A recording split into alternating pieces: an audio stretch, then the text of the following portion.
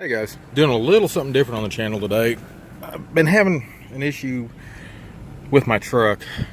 Got this F-150, had it for about a year now. It had a lot of electrical issues and just didn't really have time to deal with it and mess with it, so I've been driving my Dodge. Well, I started working around on it and found that the brake light on the instrument cluster, usually right down here, would never go off. I figured, it might be the switch on the emergency pedal or the switch on the reservoir under the hood.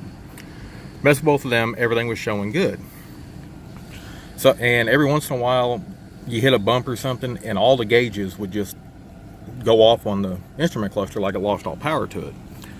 So I got out here this morning and pulled everything apart, took the screws out, got the top cover off, and this plug here, I noticed if you pulled on it or pushed on it, the light would go off. So I pulled everything apart.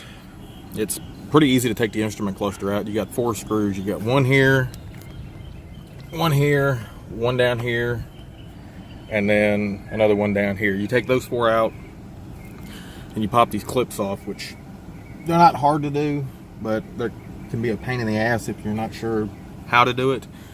But there's a little, if I get this thing to focus. Right here, there's a little tab. You push it down and push over on this, and it lifts the whole thing out. It's the same on both of these. So I pulled those out and cleaned them with some electronic parts cleaner. I also used some contact cleaner on them and then let them dry out for a while and plugged them all back in. And it's just kind of sitting loose in here now. It's still, will fall out. But now the light is out. So if any of you guys are having an issue with it, it might help some of y'all out there. I didn't see any broken spots on the board itself. I actually expected, some of the pins or something, the solder to be broken on them.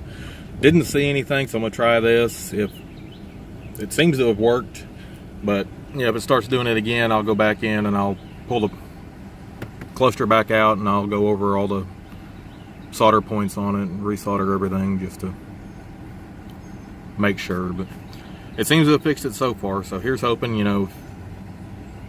hope it might help some of you guys that might be having the same issue. I've read in some forums, the instrument clusters on these things are a real pain in the ass, so hope it helps some of you. Anyway, y'all have a good one. Catch you in the next one. Later.